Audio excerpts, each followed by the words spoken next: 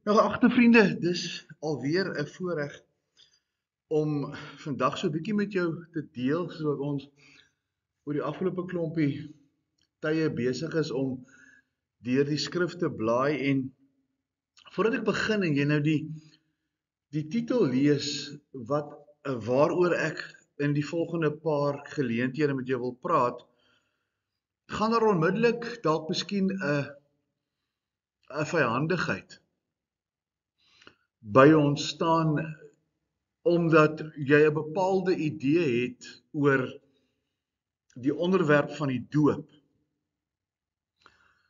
Maar ek wil tog die gebed uitspreek, en die rede vir die gesels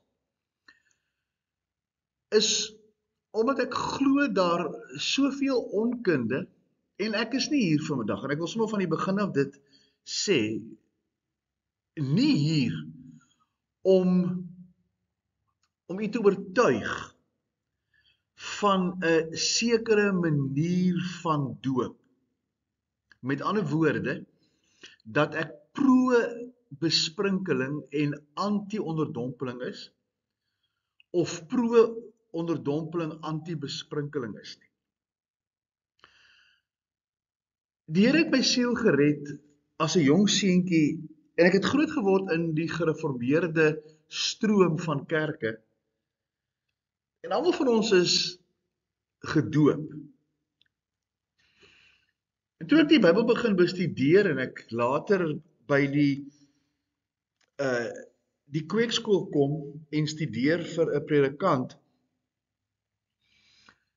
is jy gekonfronteer met die doop, en sekere teksverse word gebruik aan beide kante, doop en besprinkeling, om die korrektheid van beide ondervindings te probeer beskerm. Maar as ek eerlik vir u sê, met die luister van interpretasie en selfs interpretering in my eie lewe, moet ek eerlik sê dat baie van die teksverse wat gebruik word om die onderdompeling, sowel as die sakrament van besprinkeling, soos in die gereformeerde kerk, te verantwoord, vra laat, en dit onsekerheid bring, omdat jy of die een kant of die ander kant is. En wil ek dan vandag begin, en ek wil myself in die middel kry.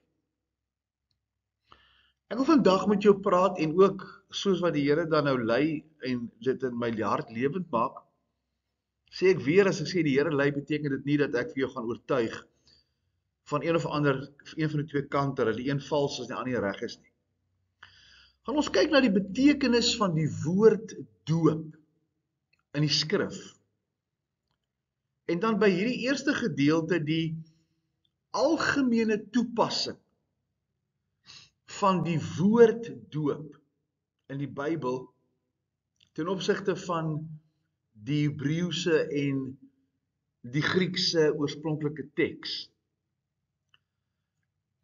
So met ander woorde, 'n lang inleiding. Ek wil nie hê jy moet vandag na dit luister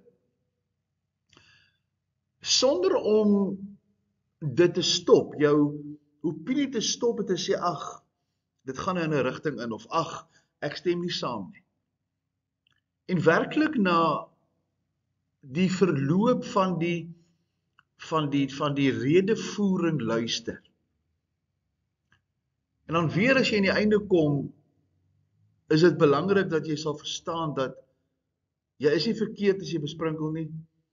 Jy is nie verkeerd as jy glo aan die onderdompeling nie. Maar die feit van die saak is, daar's baie vrae oor die woord en die ondervinding en die amptelike of die algemene gebruik van doop. Ek wil jy in die begin ook sê dat doop jou nie red nie.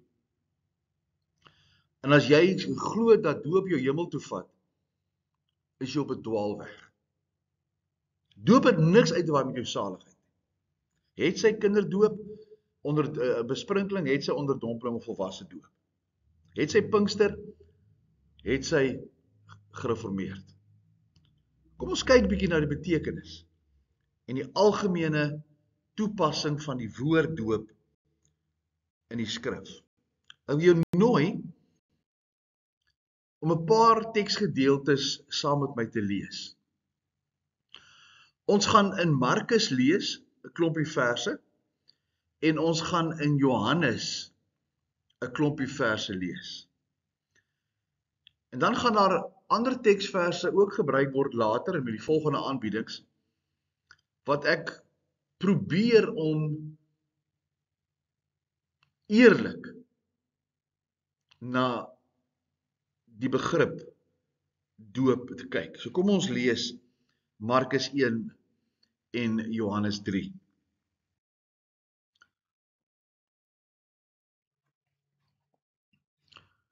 Markus 1 vers 4-5 lees ek die volgende. Johannes is die doop gekom en was besig om in die woestyn te doop en die doop van bekering tot vergifnis van sondes te verkondig. Die doop van bekering tot vergifnis van sondes. En die hele Joodse land en inwoners van Jerusalem het uitgegaan na hom toe. En almal is deur hom gedoop in die Jordaanrivier met belydenis van hulle sondes. Vers 9. En in daardie dae het Jesus van Nasaret in Galilea gekom en is deur Johannes in die Jordaan gedoop. En dadelik toe hy opklim uit die water, sien hy die hemele skeur en die Gees soos 'n duif op hom neerdaal. En daar het 'n stem uit die hemel gekom: U is my geliefde seun, in wie ek 'n welbehae het. En dadelik het die Gees hom uitgedryf na die woestyn.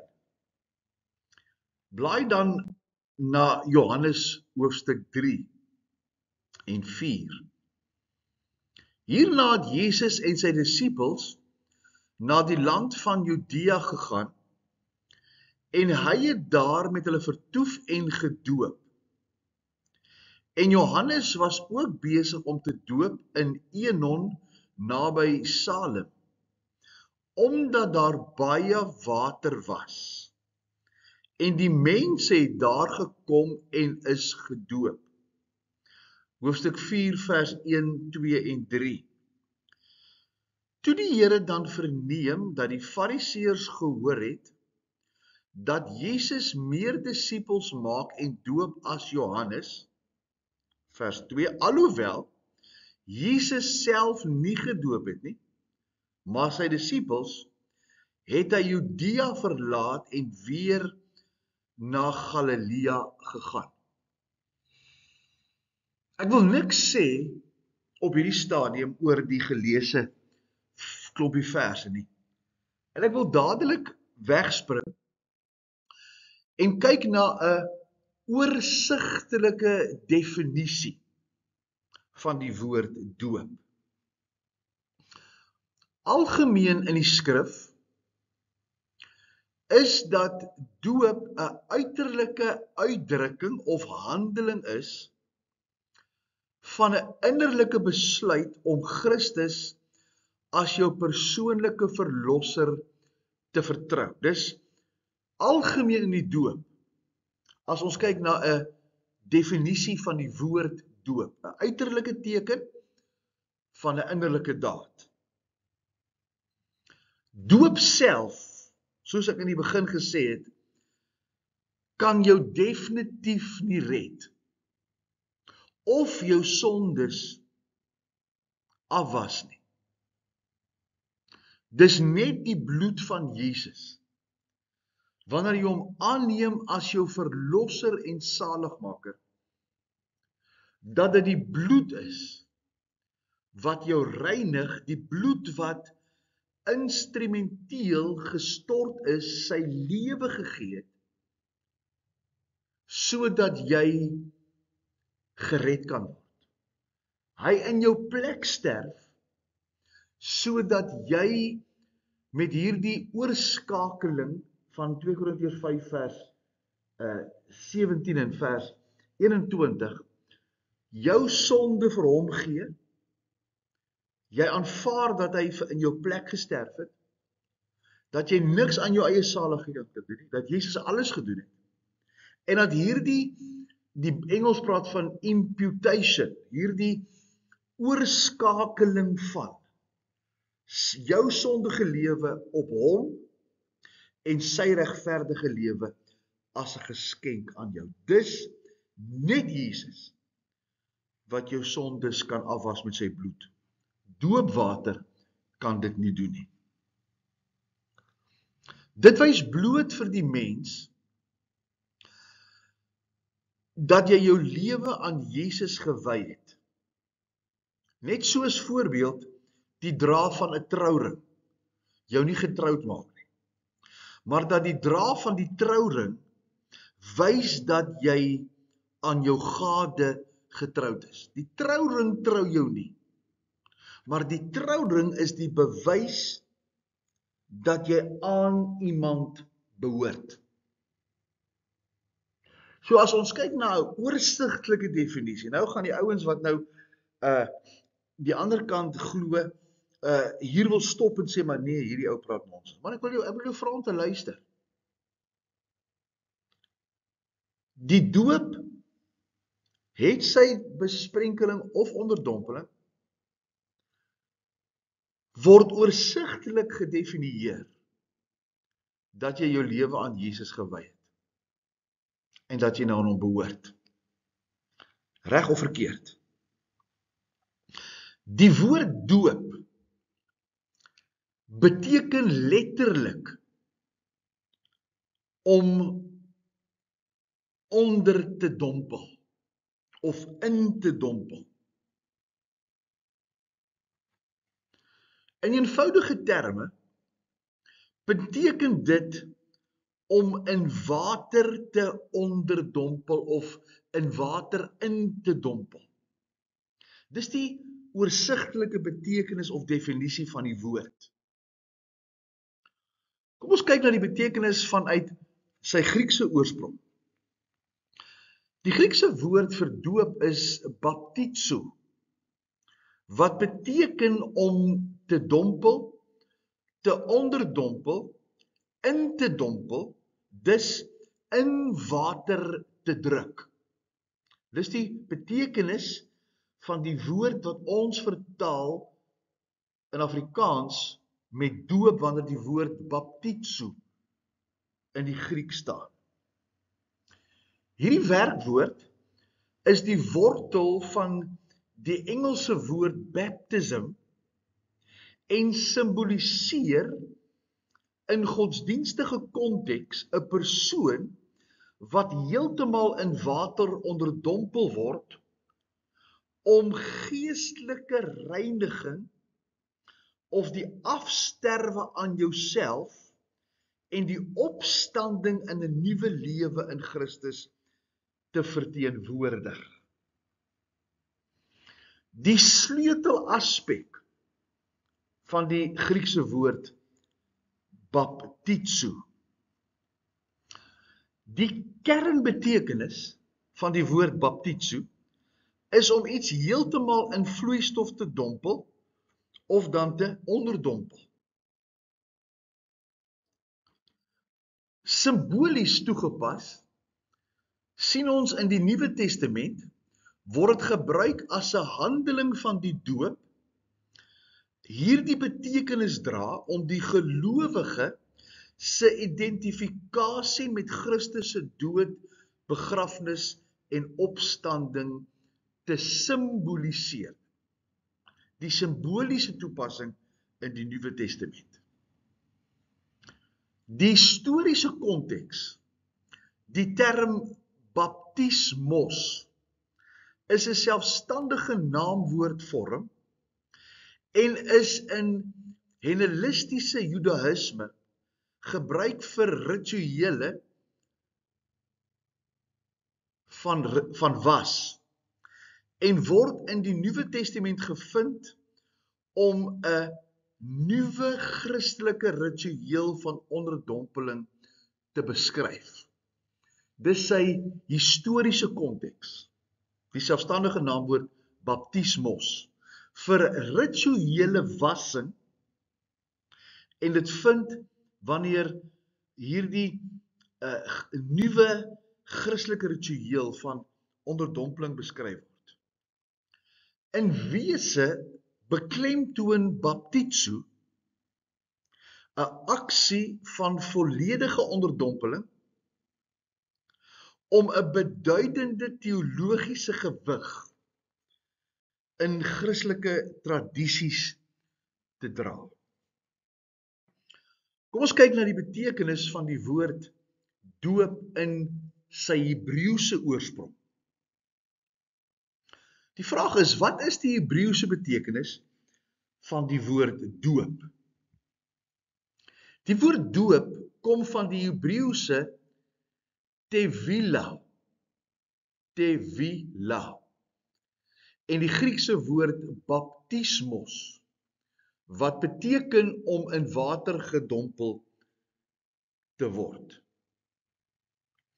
Hierdie onderdompeling in water word in 'n mikwa uitgevoer, wat 'n Hebreëse woord is, wat 'n versameling van waters beteken.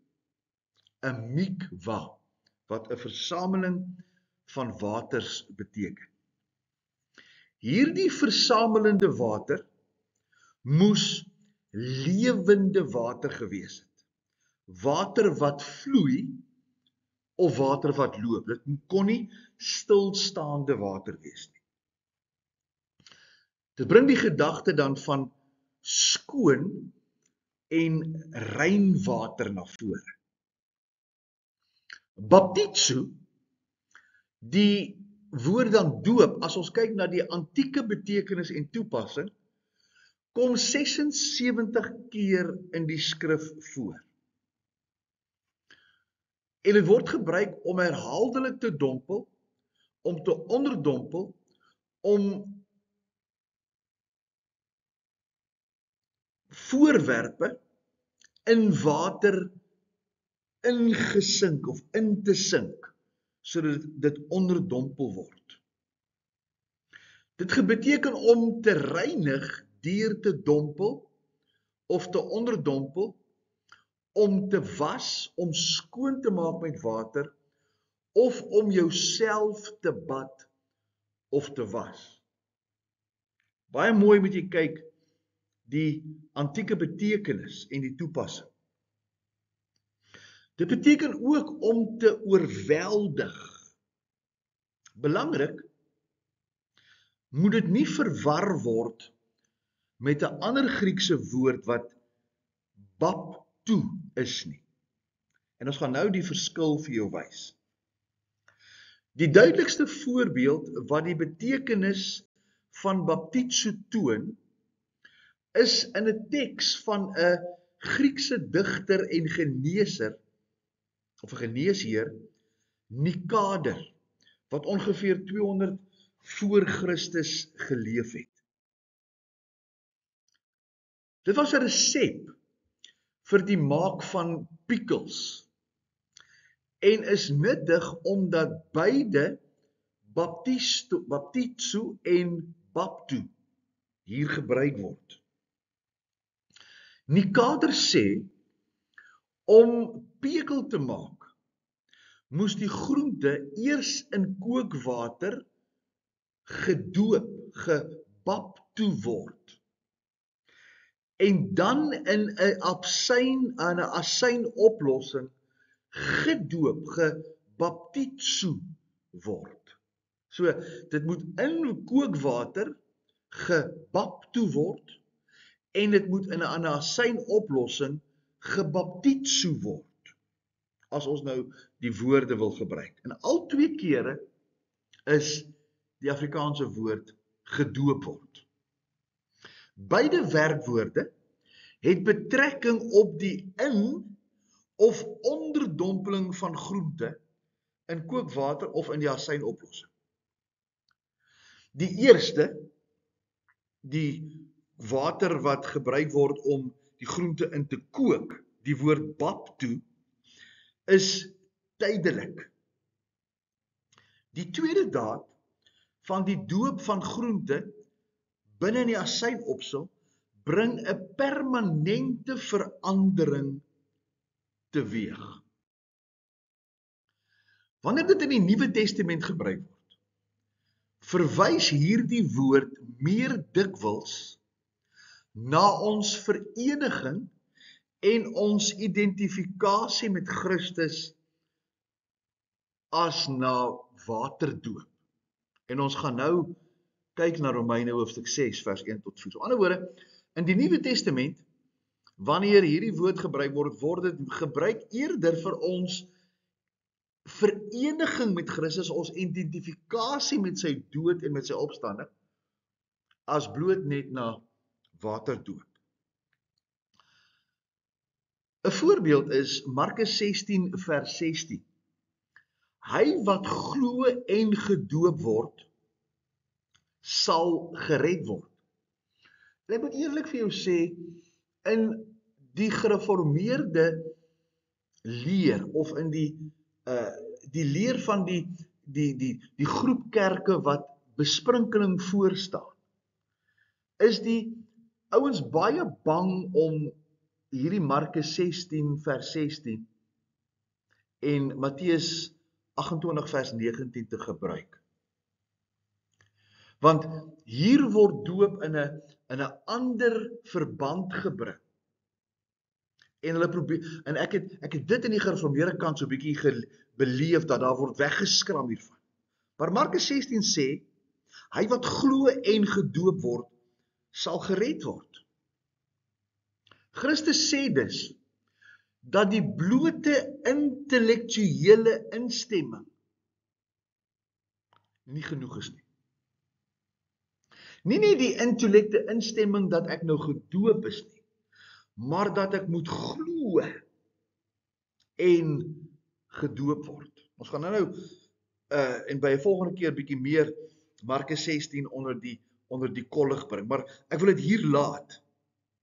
Dit gaan meer oor 'n intellekte instemming as wat sê dat die een deel nie genoegsaam is nie. Daar moet dus 'n vereniging met hom wees. 'n werklike verandering, soos die groente wat in water gedoop word, baptu, en die groente wat in die peke lê, baptizo. So, ek het begin gesê, dis 'n uiterlike teken, die definisie van die sakrament doop, van 'n innerlike werk. Daar moet 'n verandering wees deur 'n vereniging met hom. Sal bietjie meer later inligting gee as ons praat oor Romeine 6 vers 4 en vers 5. Die volgende vraag is, beteken baptizo altyd onderdompeling? En ek wil jy moet mooi luister en mooi kyk en volg en ek nooi jouself om dit te gaan self ondersoek en nie net te aanvaar dit wat ek nou vandag hier met jou deel nie. Baptizo beteken nie altyd onderdompeling nie. Die Griekse woord baptizo en sy verwante woord baptismos beteken nie altyd om onder te dompel nie, aangesien die betekenis daarvan deur konteks bepaal word. Baie belangrik. Die konteks het 'n groot invloed oor hoe die woord baptizo en baptismos definisie aangegee word. Alhoewel dit onderdompeling kan insluit, beteken dit ook nie breedweg of beteken dit wel, breedweg om te was, om te reinig of rituele wassing. Soos gesien in Bybelse voorbeelde, soos was van eetbakke en sekere Oud-testamentiese seremoniële reinigings. Dit kan onderdompeling insluit, maar dit beteken ook om te was. En ek gaan nou vir jou bietjie meer hieroor sê. Die bewyse vir 'n breër betekenis is belangrik om te onderskei. Die Nuwe Testamentiese gebruik moet ons eers by stil staan. Die naamwoordvorm baptismos word in Hebreërs 6 vers 2 gebruik om te verwys na wassings, nie noodwendig volle onderdompeling nie. Oud-testamentiese verwysings, die konsep van rituele was in die Ou Testament, soos om jou hande te was, om versoening te doen verskil in Deuteronomium 21 vers 6, beteken ook nie dat dit net onderdompeling of indompeling kan wees nie. Ek lees vir jou. En al die oudstes van die stad, Deuteronomium 21 vers 6, wat naaste woon aan hom wat gedood is, moet hulle hande was oor die koei waarvan die nek in die dal gebreek. Op ander woorde, as 'n koei sy nek breek, dan moet hulle wat naaste aan daardie koei woon, hulle hande oor die koei was. Definitief nie onderdompeling of indompeling nie. Ook seremoniële besprinkeling word ook beskryf met woorde wat in verband hou met baptizo, wat die proses van reiniging aandui, eerder as altyd met volle onderdompeling. So die konteks is baie belangrik. Soos ons Deuteronomium 21 vers 6 nou lees, en moet ons nou verstaan, en ons nou sê, as ons net sê onderdompeling of indompeling, dan moet die koei binne in die water, onder die water lê. En die hande moet dan bo oor die koei in die water, onder die water lê, ingedompel word en gewas word. En die konteks daarvan is uiters belangrik. Ek sê weer, probeer niemand oortuig nie, ek probeer nie besprinkeling te bespoedig om te beantwoord en onderdompeling af te skiet nie. Maar ons moet eerlik na hierdie goed kyk. Ons gaan voort met die vraag, beteken baptizo altyd onderdompeling? Die konteks is sleutel. Die betekenis van baptizo is buigsaam en konteksafhanklik, soos gesien in die konteks van die was van eetbanke. Markus 7 vers 4, waar onderdompeling hoogs onwaarskynlik is, maar 'n deeglike was of besprinkeling eerder by die konteks pas. Nou kom ons lees Markus 7 vers 3 en vers 4. Want die Fariseërs en al die Jode eet nie, as hulle nie deeglik die hande gewas het nie, omdat hulle vashou aan die oorlewering van die ou mense. En wanneer hulle van die mark kom, eet hulle nie, as hulle nie gewas het nie. En baie ander dinge is daar wat hulle aangeneem het om te onderhou. Die wassery van bekers en kanne en kopergoed en bedde. Baie duidelik, dat dit nie altyd die woord baptizo onderdompeling beteken nie. Want hulle was hulle hande deur 'n water te giet uit oor die hande. Of dit kan ook in die water gewas word. Maar die probleem was, die verstaan daardie tyd, as ek dit reg het, is dat as jy jou hande binne in die water was, dat die water die hande vuil maak. En daarom is hierdie gieting of oorgieting of begieting dan gebruik, ook om bekers en kanne en kopergoed en bedde te was. Definitief nie alles onderdompel nie. Die kontras met eenvoudiger woorde as ons kyk of baptizo altyd onderdompeling beteken, daar's 'n baie belangrike kontras.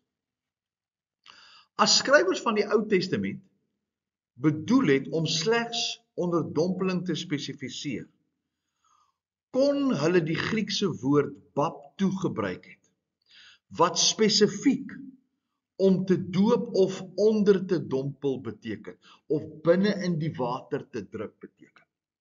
So, daar's 'n baie duidelike verskil in die gebruik van hierdie twee woorde.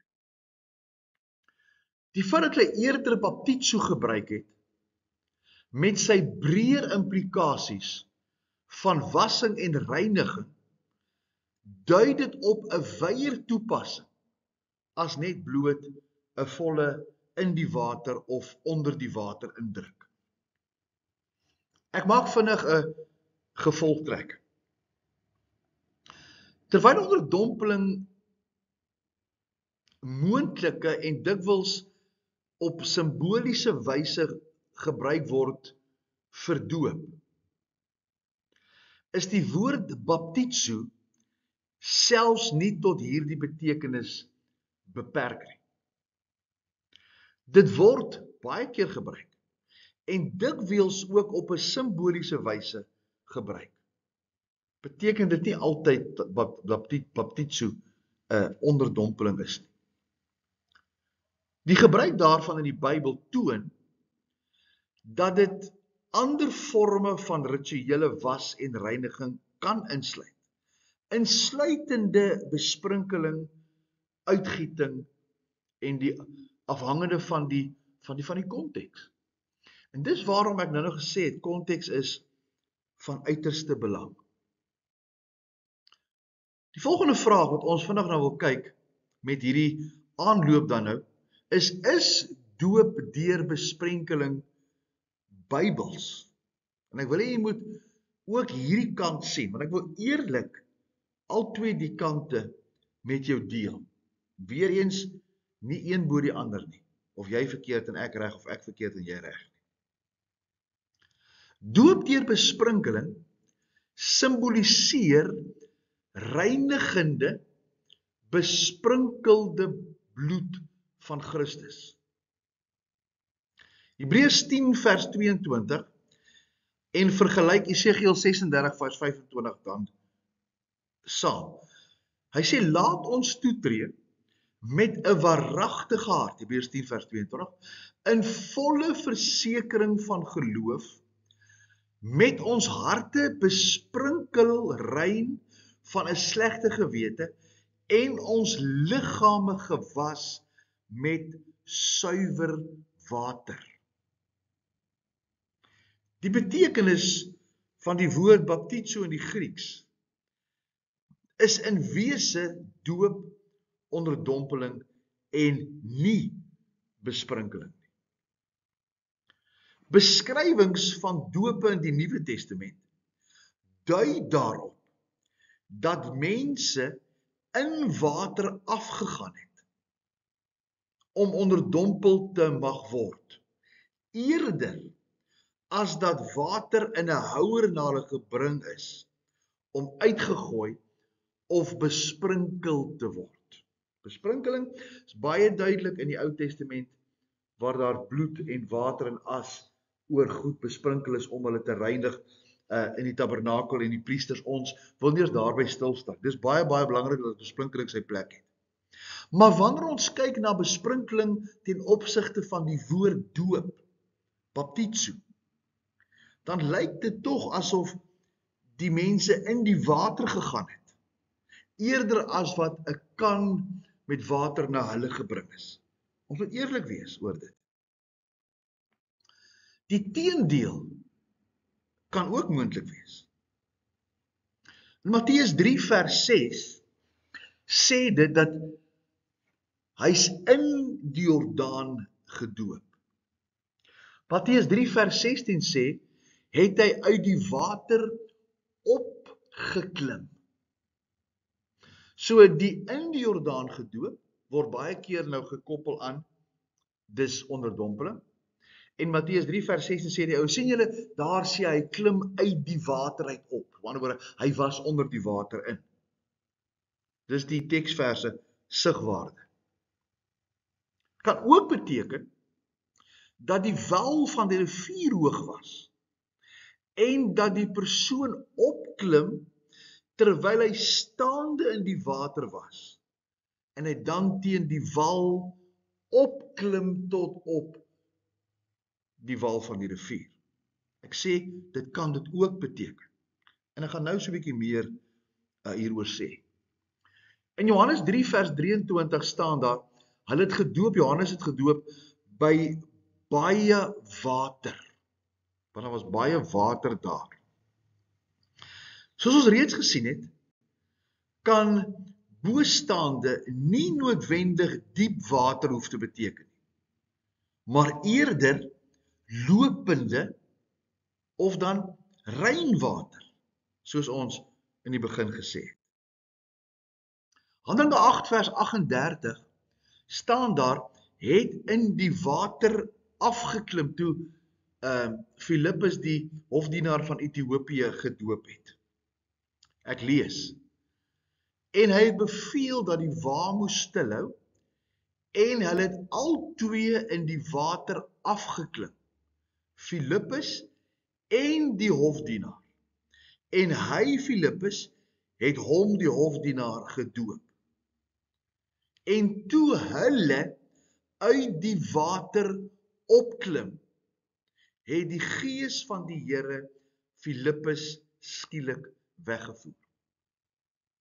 Twee dinge wat belangrik is as jy Handelinge 8 lees, dat die hofdienaar op pad was en in 'n woestyndeel was 'n verlate plek.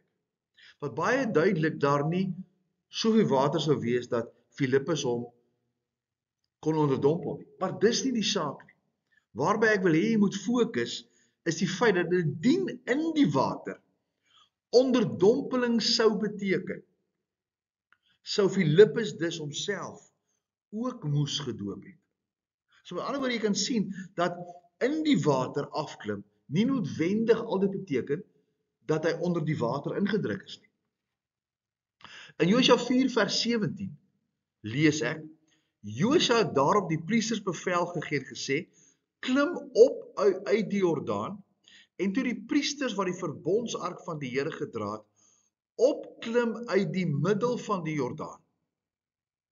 Sal ons nou sê, kyk, hulle is in die rivier en hulle klom uit onder die water uit. Maar onthou, as ons Josua 3 lees, het die rivier opgedam, en dis waar die volk droogvoets deur die Jordaan is. So met ander woorde, dit lyk tog asof die opklim uit die middel van die rivier ook kan beteken dat hulle uit die droë rivierbedding uit die wal uit opgeklim het tot aan die ander kant aan die bokant. So ons moet versigtig wees om nie sekere goed te lees en dan ons teorie daaraan te wil koppel nie. Onderdompeling pas by die simboliek van die begrawe saam met Christus. Romeine 6 vers 1 tot 4 lees ek. Wat sal ons dan sê? Sal ons in die sonde bly dat die genade meer kan word? Hy sê nee, stellig nie. Ons wat die sonde afgesterf het, hoe kan ons nog daarin lewe? Of weet julle nie, dat ons almal wat in Christus Jesus gedoop is, in sy dood gedoop is nie. Ons is dus saam met hom begrawe deur die doop in die dood, sodat net soos Christus uit die dode opgewek is, deur die heiligheid van die Vader, ons ook so in 'n nuwe lewe kan wandel. Hier sien ons dat doop ek my vereenselwig met die sterwe, die begrawe en die opstanding van Christus is. Dit het nie water in gedagte nie. Dis 'n vereenselwiging met die dood dat ek in Christus Jesus gedoop is. Ek vereenselwig my dat toe hy gesterf het, ek gesterf het. Toe hy begrawe is, ek begrawe is. Toe hy opgestaan het, ek opgestaan het. En nou sal die ouens wat nou glo aan die onderdompeling hierdie aanvaar, en ek het nie 'n probleem as jy jouself deur die onderdompeling sien sterwe en sien opstaan in vereenselwiging. Maar moet nooit hierdie ondervinding koppel dat dis toe jy gered geword het. Want dit is onskriftuurlik. Die bloed van Jesus reinig jou. En hy was jou en hy maak jou sy kind deur die werk van die Heilige Gees wedergeboorte. Dan word hierdie onderdompeling 'n simboliese vereenselwiging met die sterwe, die begrafnis, die opstanding van Jesus, sy dood. Dis aanvaarbaar. Want Kolossense 2 vers 12 sê, omdat julle saam met hom begrawe is, in die doop, waarin julle ook saam opgewek is deur die geloof, in die werking van God, wat hom uit die dode opgewek het. So met ander woorde, 'n vereenselwiging met, 'n simboliese vereenselwiging met die dood en die opstanding van Jesus. Wat die charismatiese of die Pinkster ouens dan nou die onderdompelingsdoop as 'n tipe daarvan sien. Maar ek wil weer sê en ek wil afsluit. Moet nooit sê dat in die doopbad jou sondes afgewas is nie. Want dan in die bloed van Jesus Christus geen noodsaaklikheid. Jy word gered deur Jesus wat in jou plek gesterf het. En jy vereenselwig jou dat toe hy gesterf het, jy gesterf het. Hy jou lewe op hom geneem het en vir jou sondes betaal het in die plek van. En hy nou sy lewe vir jou bied en jy nou in 'n nuwe lewe kan opstaan. Soos wat Romeine 6 vers 4 sê. Ek wil hier volstaan met die betekenis van die woord doop. En ek hoop dat jy so 'n bietjie gaan navorsing doen. En dat jy my sal verdra om met hierdie pad saam met jou te loop. Ek sê weer, ek het groot geword, ek is self gedoop, besprinkel. Maar daar is soveel vrae in my hart oor dit wat die teksvers, ons gaan daarby stil staan in die toekoms. Wat teksverse wat gebruik word om die besprinkeling te bevestig en die doop sanksie te gee vir 'n heiden wat geen sanksie het. En jy gaan sien as ons by die volgende keer stil staan dat die doop was vir die Jode om Jesus as hulle Messias te aanvaar. En dit was om hulle te bekeer van die Judaïsiese na die Messiaanse godsdienst. En hulle is gedoop met die oog op dat Jesus hulle sonde sal vergewe, want Jesus het nog nie gesterf nie. Maar ons sal meer daaroor sê, as ons daarby kom. Die Here help jou, en die Here gee vir jou genade.